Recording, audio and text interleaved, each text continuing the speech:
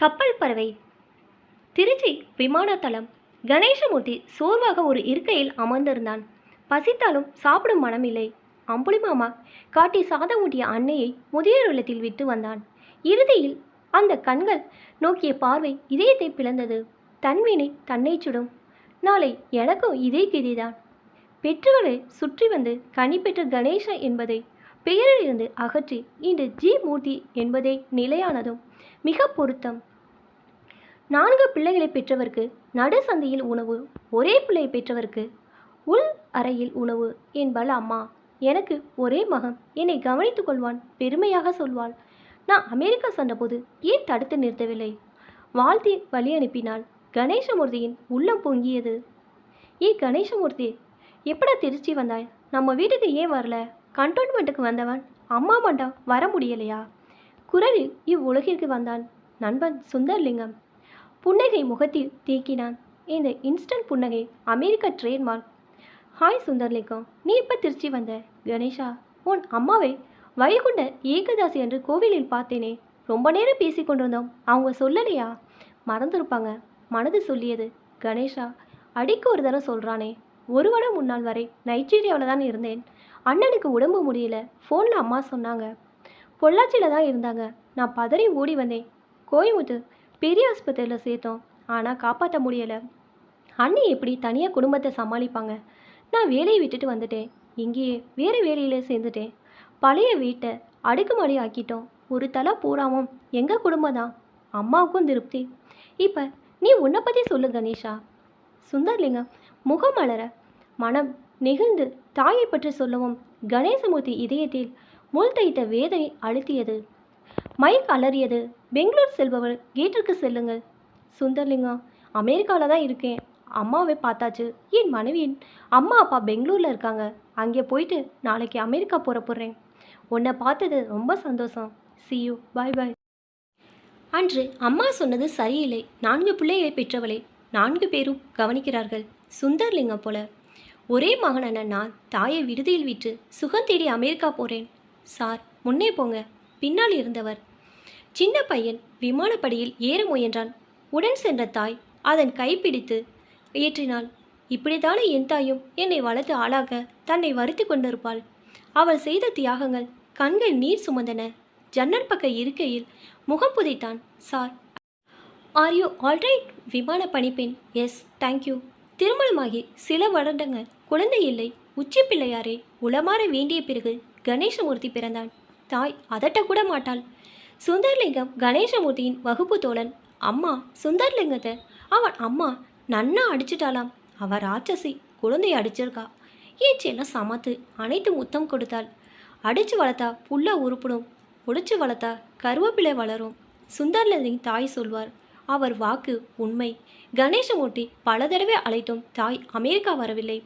மருமகளை நன்கு தெரிந்து வைத்திருக்கிறார். எங்கேயோ படித்தது நினைவுக்கு வந்தது.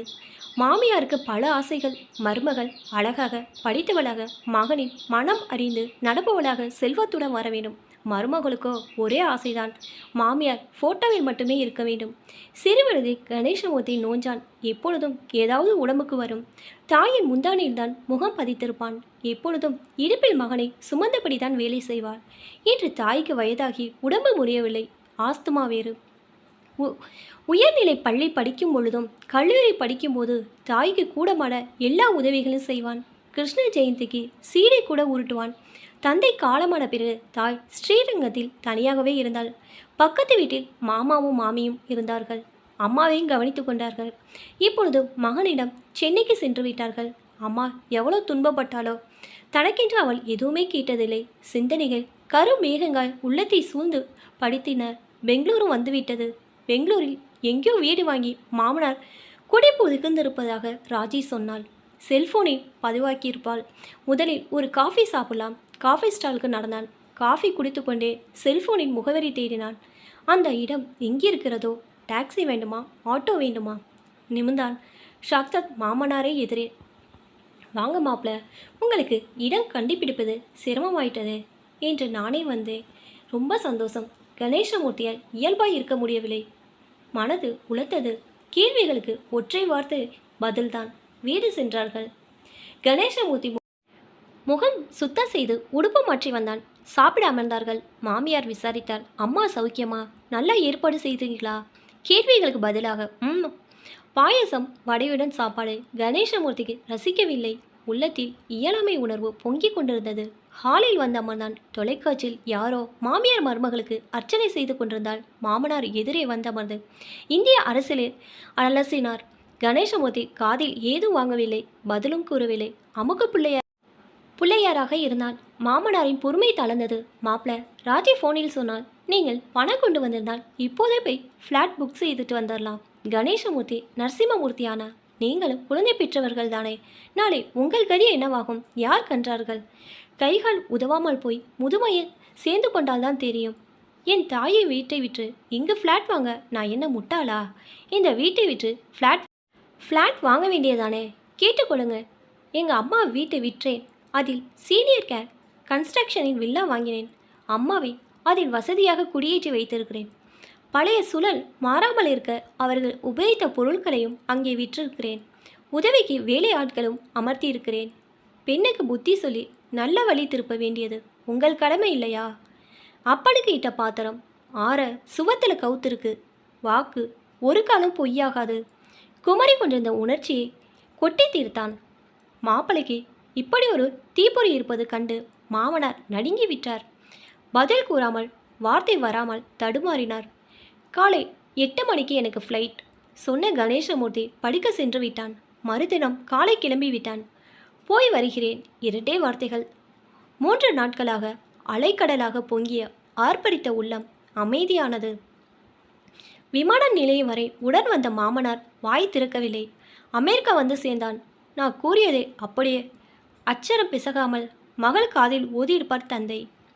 கணேசமூர்த்திக்கு தெரியும் ராஜி அலுவலகம் சென்றிருக்கிறாள். உடல் குளித்து மனதை குளிர செய்து கொண்டான். ஃப்ரிட்ஜில் இருந்த சாப்பாட்டை அவனின் சுட வைத்தான். சாப்பிட்டான். காரில் சுற்றி வந்தான். சுரேஷ் நரேஷ் பள்ளியிலிருந்து வந்தார்கள். பாடங்களையும் நடந்தவையும் விசாரித்தான். டீயுடன் லானில் அமர்ந்தான். அலுவலகத்திலிருந்து ராஜி வந்தாள். உடுப்பு மாற்றி முகம் அலும்பி கையில் குளிர்பானத்துடன் வந்தாள். என்னங்க, ட்ரிப் எப்படி இருந்தது? தலை மட்டுமே அசைந்தது. சுரேஷ் நரேஷ், ஒரு கதை சொல்லட்டுமா? சொல்லுங்கப்பா. உற்சாகமாக இருவரும். துறைமுகத்தில் கிளம்ப தயாராக ஒரு கப்பல் நின்று கொண்டிருந்தது. கப்பலில் நிறைய தானியங்கள் சிதறி கிடந்தன. ஒரு பறவை பார்த்தது. அதுக்கு ரொம்ப பசி. வயிறு நிறைய திங்களாண்டு ஆசையோடு தின்ன ஆரம்பிச்சது.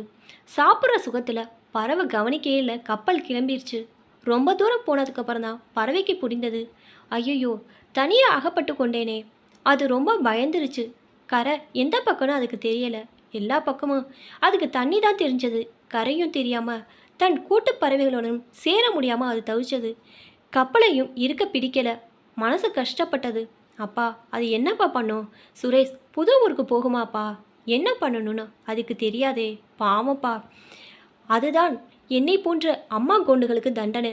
புரியலையப்பா. புரிய வேண்டியவங்களுக்கு புரிஞ்சா சரிதான். அம்மா சொன்னது கணேசமூர்த்தியின் காதுகளில் ரிங்கரித்தது. கணேசா, எனக்கு எந்த வருத்தம் இல்லை. நீ சந்தோஷமாக இருந்தாலே போதும். கல்யாணத்துக்கு முன்னால் அப்பா அம்மாவுடன் தாத்தா வீட்டில் இருந்தேன். வீடு நிறைய மனுஷங்க. கல்யாணத்துக்கு அப்புறம் உன் தாத்தா வீட்டில் இருந்தேன். அதுவும் பெரிய வீடு தான். அடைவாஞ்சாலில் உன் தாத்தாவின் கூட பிறந்தவர், அப்பாவின் கூட பிறந்தவனு கலகலப்பான சூழல். உன் அப்பா ரிட்டையர் ஆன போது நான் அப்பானு மூவராகி போனோம். அடைவளஞ்சான் வீட்டை விற்றுட்டு கண்டோன்மெண்ட்டில் வீடு வாங்கினார். அங்கேயும் சரிப்படாமல் அங்கு ஸ்ரீரங்கம் வந்ததும் அவள் ஆற்றுக்கு பக்கத்திலே இருந்தேன். உறவும் சுற்றங்கள் எப்போவுமே கூட இருந்தது. இப்போவும் நீ நல்ல மனுஷனோட இந்த வில்லால வாங்கி நிறைய சுற்றங்களையும் உறவுகளையும் கொடுத்துருக்க. எனக்கு எந்த குறையும் இல்லை. உன் குழந்தைகளை ஒரு முறை அழைச்சிட்டு வந்து காட்டு.